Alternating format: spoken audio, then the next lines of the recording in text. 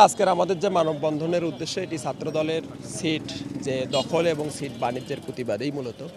তো আমরা এটা সুস্পষ্টভাবে কিন্তু মিডিয়ায় এসেছে এবং তারা ছাত্রদলের কোন পর্যায়ের নেতা পোস্টেড এবং তাদের ডিপার্টমেন্ট, তাদের শিক্ষাবর্ষ, তাদের একাডেমিক হিস্ট্রি সব কিছুই কিন্তু মিডিয়ায় এসেছে এবং আমরা গত 2 দিনে যে তথ্য কালেকশন করছি একটা হিউজ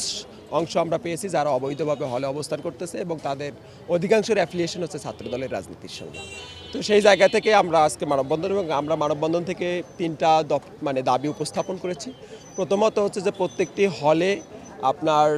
রেড দিয়ে হচ্ছে যে যারা অবৈধভাবে অবস্থান করতেছে তাদের সিট ক্যান্সেল করে দিতে হবে এবং তাদের শূন্য সিটের পরিপ্রেক্ষিতে আবার নতুন করে বিজ্ঞপ্তি দিতে হবে এবং নতুন করে বিজ্ঞপ্তি দিয়ে আপনার সিনিয়রিটি এবং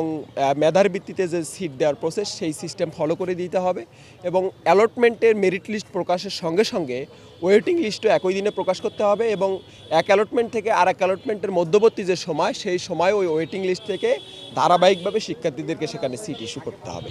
এবং 3 মাস থেকে 6 মাসের মধ্যে যেন অ্যালটমেন্ট দেওয়া হয় সেই বিষয়টি আমরা বলছি। আর তৃতীয় নাম্বার যে দাবিটি আমরা করছি সেটি হচ্ছে যে এটি বিশ্ববিদ্যালয় ভর্তি পরীক্ষার মতো একটি সেন্ট্রালাইজ সিস্টেম ডেভেলপ করে একটা ওয়েবসাইট ডেভেলপ করে সেন্ট্রালাইজ যেন প্রত্যেকটি হলের সিটগুলো মেকানিজম করা হয় এবং এটা ফাংশন করা হয়, তাহলে এতে করে এই যে ফাঁক ফোকর দিয়ে যে হল প্রভোস্টরা যে অনিয়মগুলো করতেছে সেটি আর করার সুযোগ থাকবে না।